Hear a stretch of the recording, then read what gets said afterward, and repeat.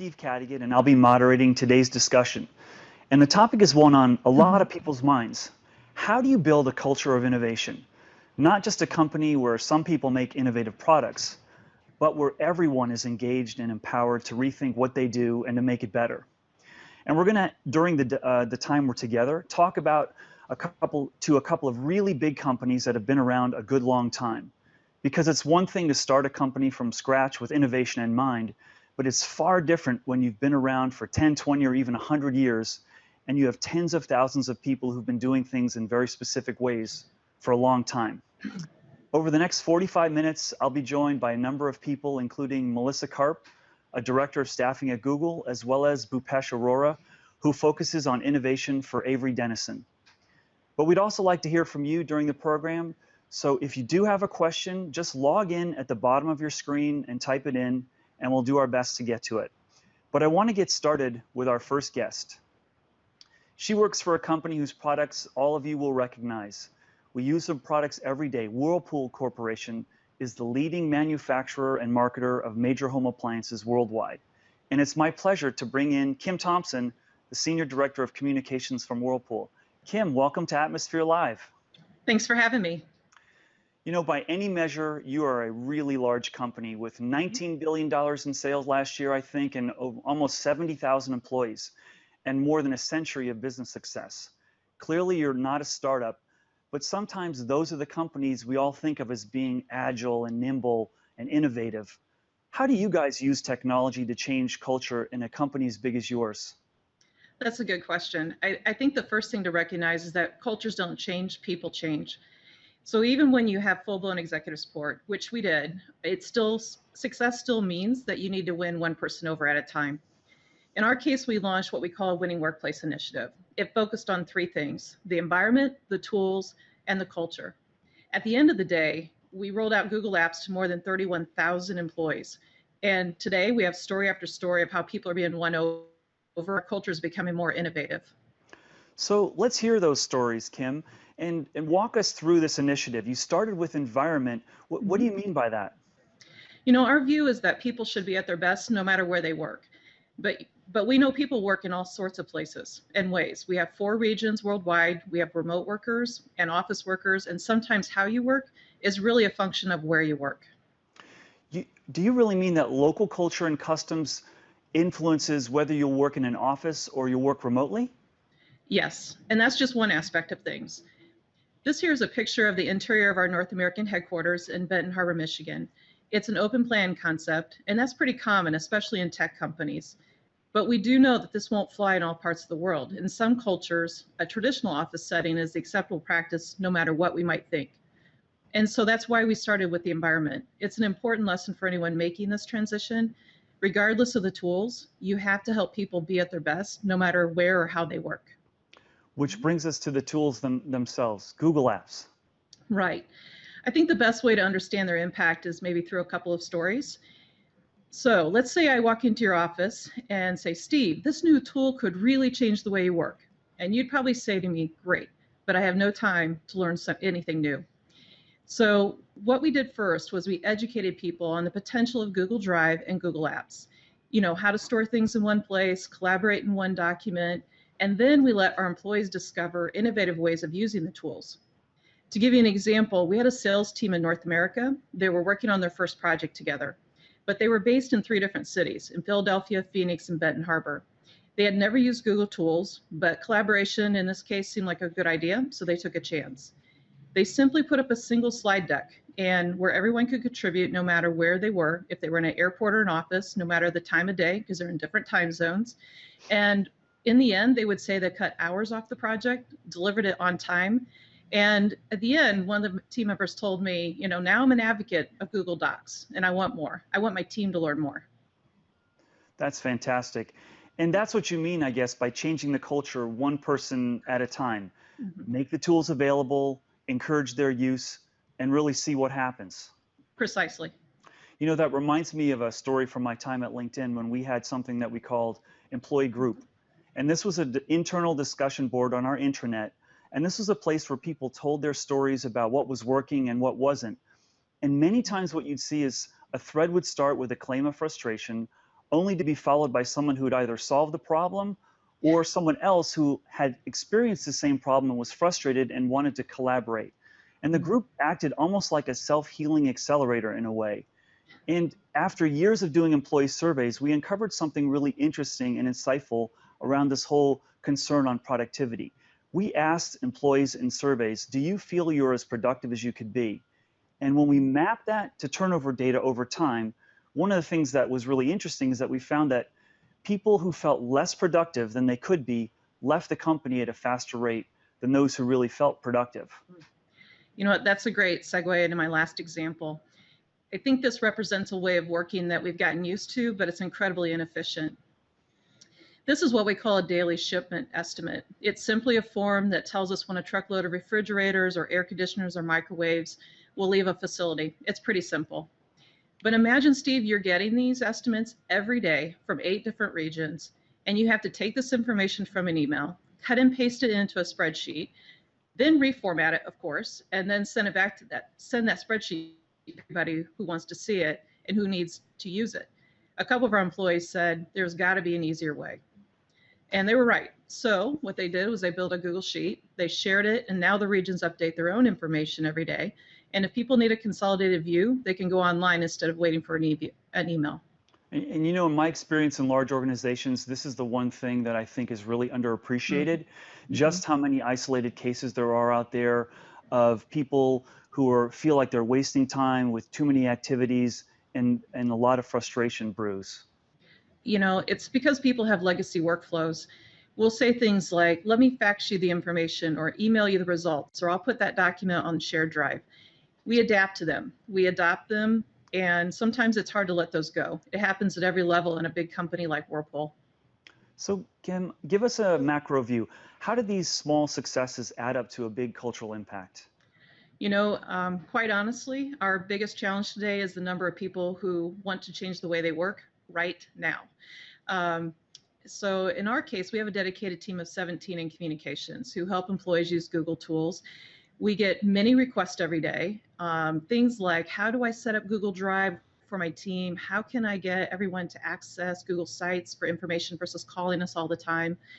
Our employees are moving so quickly now with using these tools and being so innovative that it's really becoming a question of how do we get them to use how do we give them the rest of the tools before that they don't quite have yet. And that's an incredible shift for a 103-year-old company. And that's a high quality problem to have, a large population that wants access to more tools so they can innovate and change faster. Kim, that's a great example for your peers, and thank you so much for joining us today. All right, thank you. You're very welcome. Kim is going to rejoin us a little bit later for a roundtable discussion. And remember, for those of you who just joined or who joined after we already got started, if you do have a question, please log in and type it at the bottom of the screen, and we'll do our best to get to those in a little bit. So let me now turn to our next guest. Like Whirlpool, his innovative organization touches a number of things in your daily life. To get started, let's take a look at this short video to introduce our next guest.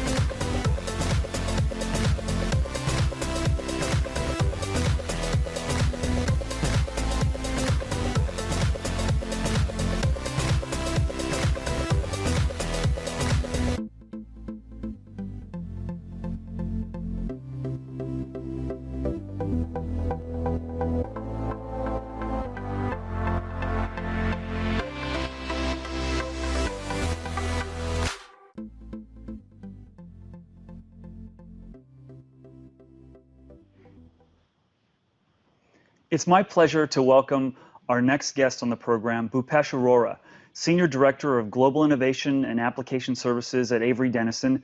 Bhupesh, welcome to Atmosphere Live. Great to be with you, Steve. So $6.1 billion in revenue last year and over 25,000 employees worldwide. Recently, I understand from a conversation we had earlier that you guys made a big shift to the cloud.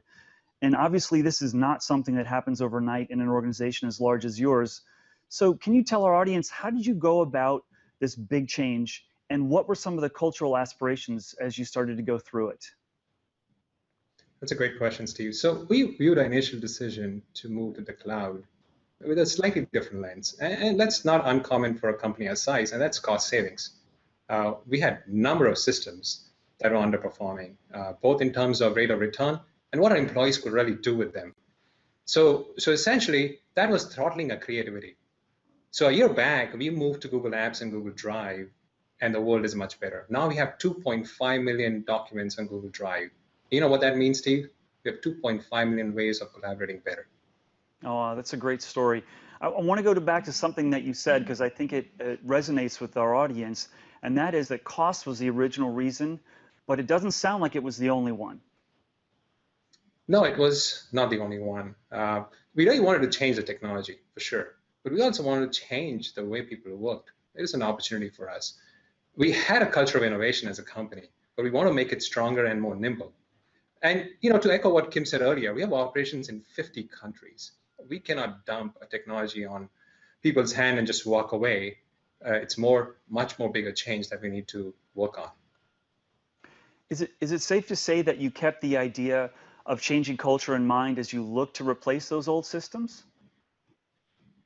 It was actually top of mind during the entire process.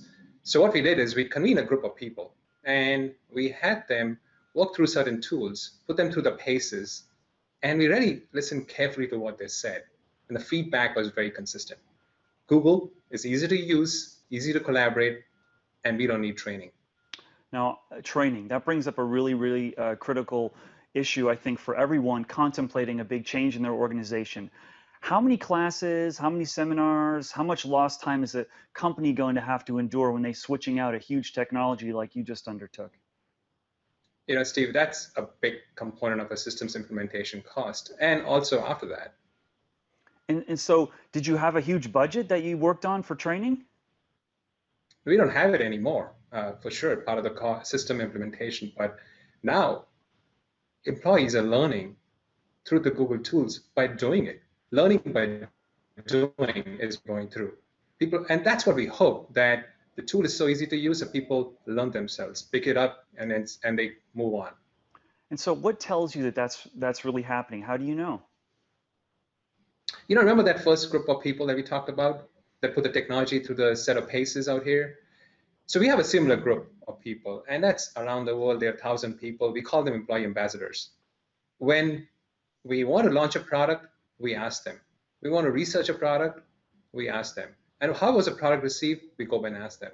And we recently did a survey on Google Tools with them, and the feedback was overwhelmingly positive. Google is easy to use, makes me more productive, and that's a typical comment we get. Give us a sense, Bhupesh, if you will, of what people are doing that makes them so productive. What does that look like? Paint us a picture, if you will.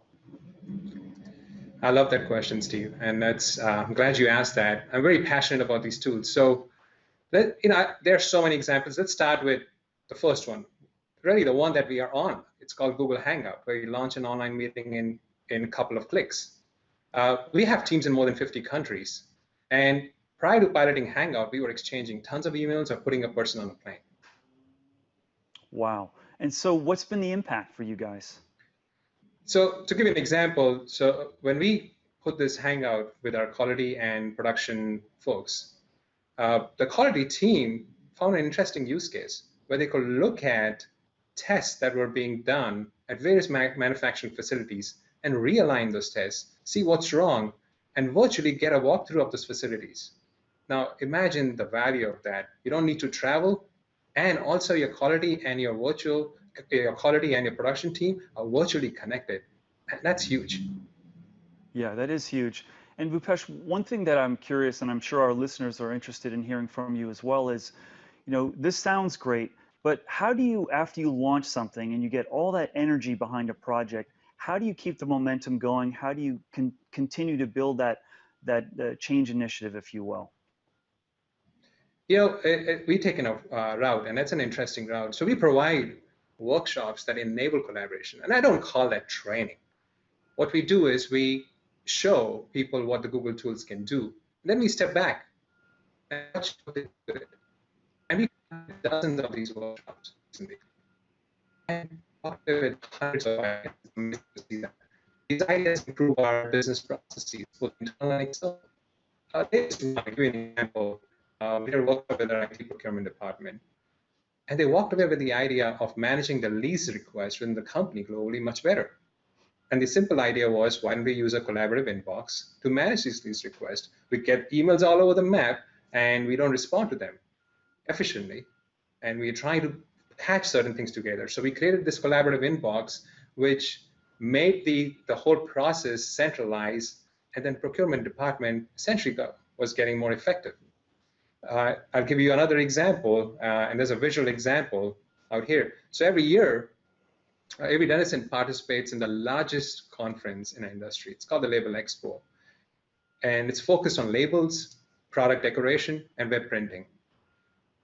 Before Google, we will essentially have a tough time getting everyone together on how we organize, how do we get a booth together for this event.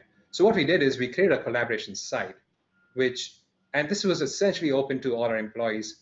What that meant is our employees now could really see what's happening, how we're preparing for this event. And not only that, the project team that was involved in setting up this booth and essentially planning for the event could get all the resources together in one place. And that wasn't possible before. And also keeping our stakeholders on the same page, one place, that was a huge benefit. Fantastic. Bhupesh, with the benefit of hindsight now, you've been through this significant change. If someone asked you the biggest lessons you've learned from the process, what would you say? First, you can look at technology shift in two ways. You can make it look tactical, where you're just trying to replace a function, or you can think strategic, where you're shifting the entire organization. If you want to make a big shift, think about where your technology will be in 10 years. Large companies like us don't replace technology on a regular basis, on a daily basis, I mean. Think about who's going to be winning in the marketplace. What are the trends? What will this technology do for your employees? Will that help them collaborate better? Will it make them more productive? And then also make sure, if you make a big shift, get the executive buy-in. That's very important. And lastly, my advice is partner with a forward-thinking company, because you're going to get returns faster, and also it'll open the path to innovation. Wonderful. Bhupesh Arora, thank you so much for being with us today. Thank you. I want to bring Kim Thompson from Whirlpool back in the conversation and pause for a second, because we have a bunch of questions flooding in here to address some of what's on the mind of a few people. I've actually got a few here that I'd like to read for both Kim and Bhupesh. When companies undergo a major initiative or a culture shift, there's often resistance. What types of resistance, if any, did each of you face, and how did you overcome those and overcome the inevitable critics that we all face when we do this? Kim, maybe you could start with that question first. Okay, sure. So thinking about the tools and the changes, I think the big thing that you run into is it's those workflows that we talked about before. The idea that the way that you get things done, the way that your business is processed, you've been doing it the same way for a long time. And so there will be a few people, and those people are really important. They're your ambassadors that say, you know what, there's got to be a better way to do this. And they become they're the ones that help you make the breakthroughs to get past those barriers. And Bhupesh, did you face some critics or some resistance as you were implementing your big change? Steve, if you make a big change, you are going to face resistance. That's just nature of the beast, especially a big company like us that's been around for 75 plus years. So we did, and I think, as I said, you start with the angle of cost savings, which we did, right? And you also get executive buy-in, and we talked about that. When you want to make a big shift, make sure the business case is understood. Make sure you get buy-in, and ramp it up. So prove it out, and show it to people that this works. So start small, and then go bigger, and go big fast. once you prove it out. That's my advice to people. Great ideas. Thank you both very much. I'd now like to turn to our next guest who works for a company that you're all familiar with. Um, and it seems to be a company that's just moving at light speed in every direction, from search and cloud to glasses and phones. It's a pleasure to welcome Melissa Karp, Google Director of Staffing, to Atmosphere Live, who's right here with me in the room. Melissa, great to have you. Terrific to be here. So Melissa, you've been at Google for about 10 years, and I'm sure you've seen an awful lot of change from starting with just a few people to almost 50,000 today. Did any of the stories of change and innovation that you heard from Kim and Bhupesh ring true for you? Definitely. Much of what we've heard from both Kim and Bhupesh resonates with our own experience at Google. And I can give you a few examples of that. For example, the food at our company often gets the most press, but there's so much thought that goes into all aspects of the office environment. This is like the point Kim touched on. We put a significant effort into designing spaces that inspire and energize Googlers, as well as reflect our open and collaborative culture. Interesting. You know, space seems to be a theme that's coming out of the session today. What do you hope happens at Google in these spaces? Sure. The idea is that employees get to bump into each other, hopefully sparking conversations and new ideas, as well as underscoring our values around creativity, innovation, and playfulness. Mm-hmm. We're also huge users of technology tools to improve and streamline processes with a focus on real-time collaboration, data collection and analysis, and transparency. However, as Kim and Bhupesh both pointed out, the availability of these applications in of themselves don't drive the culture. What really counts is what you do with the information. Definitely. And I was fully expecting that you have some great stories around using some of the tools that you helped build and contribute to. But give us a sense, you know, how do you do that? Sure thing. A great example is Google Geist, which is our annual employee satisfaction survey. We just get an amazing number of Googlers taking the survey because we've proven that the organization will really listen and react to their feedback.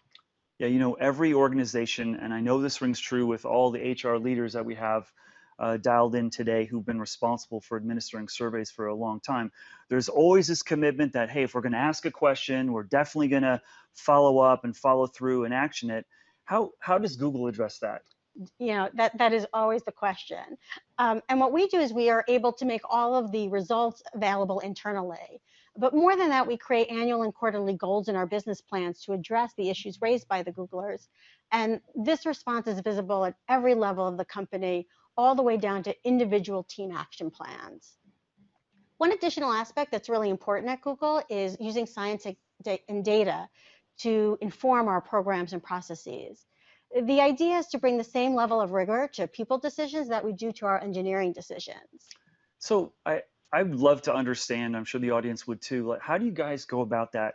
There's a lot of articles written about this, a lot of attention. You guys are quoted often as being very leading in how you think about your employees and creating this really vibrant, innovative culture. But maybe you can share some stories with us of how you actually make the culture one that's more in line with this innovative ideal that Google has. Yeah, we actually have a dedicated team called People Analytics. And their job is to take a scientific approach to all of our HR offerings. So let me tell you a couple of stories that illustrate that. A long time ago, our co-founder, Sergey Brin, insisted that every Google employee be no more than 200 feet away from food.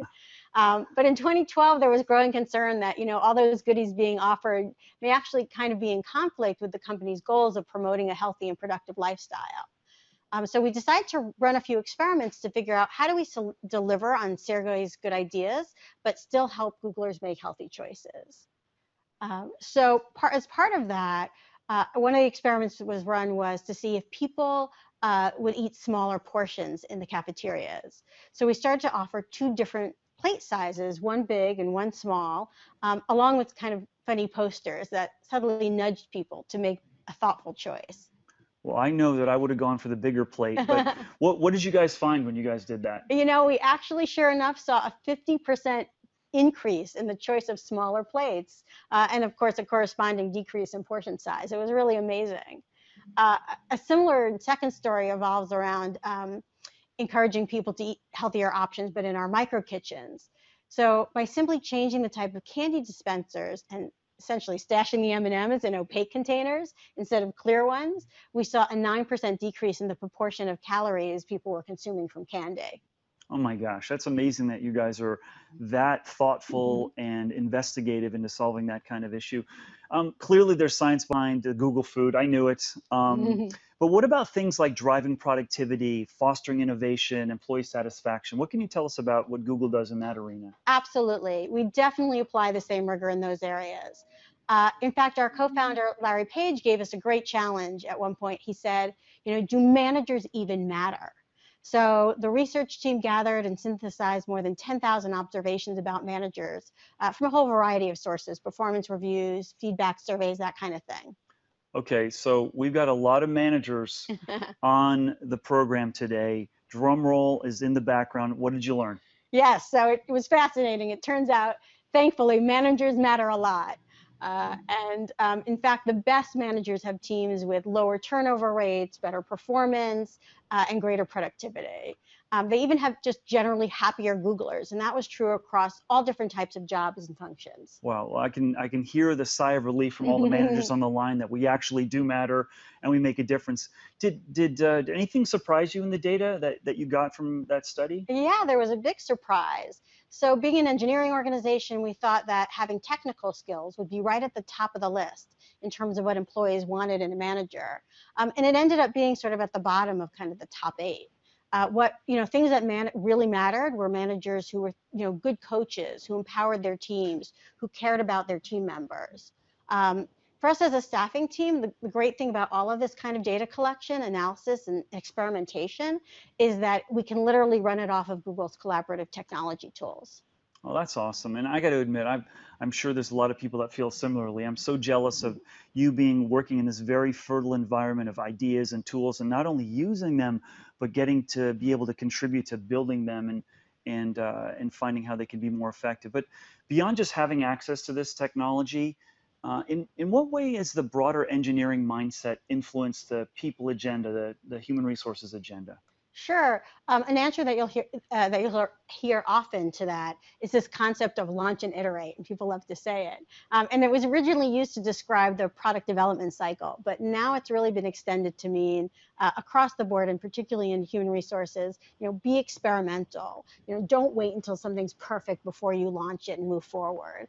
Think about the users in your design, whoever those users may be, and really be bold and think big. So, Melissa, how do you apply those, or how have you applied those in your staffing role? Sure. An example of that is if you think about our internal job board and our transfer application process. So it just started as this kind of scrappy tool that I actually worked on, and we even tagged it with a beta tag, so people knew that there were kind of bigger things to come. This was just kind of the first iteration. But over time, gosh, that tool has morphed into this sort of more robust and sophisticated program.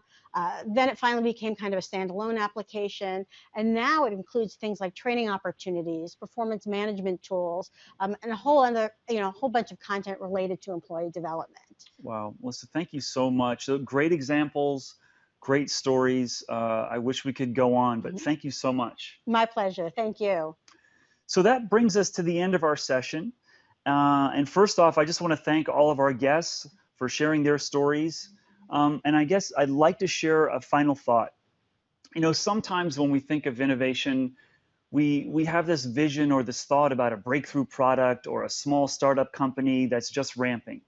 But I think today we've heard from 3 really impressive organizations that are very large, whose cultures function in very different ways, that all of them are innovating.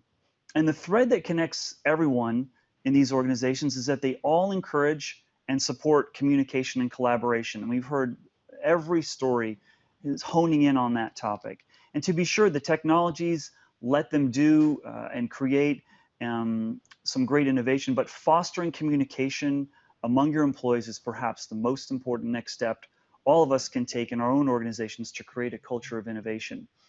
And we're going to end our session now with a video from Google that really captures the spirit of this effort. And remember, for all of you that may have joined late, this session is going to be available for playback on YouTube in case you missed anything or you'd want to hear it again. So in signing off on behalf of all of our guests, thank you so much for joining us. I'm Steve Cadigan. Have an awesome day, Atmosphere Live, we're out. I see the walls, then see them fall. We break through them all. We want to create technology to dramatically improve the world.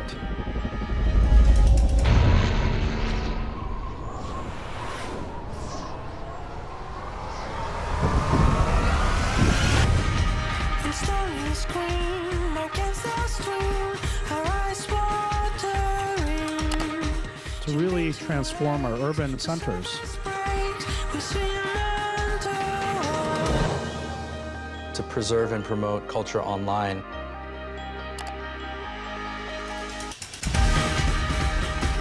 To study and be inspired by science. I'm currently combining medical research and computer science to improve breast cancer diagnostics. That next generation of smart, powerful women, they're already knocking on the door. Hey, station, this is Google Plus. How do you hear me? Soichi, hear you loud and clear, homie.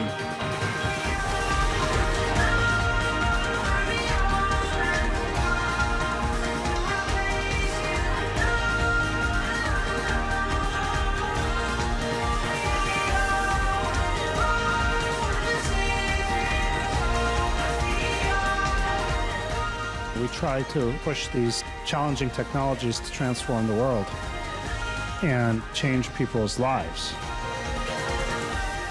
Now we're in uncharted waters, and what I'm talking about has never really been done before. But that's why we should do it.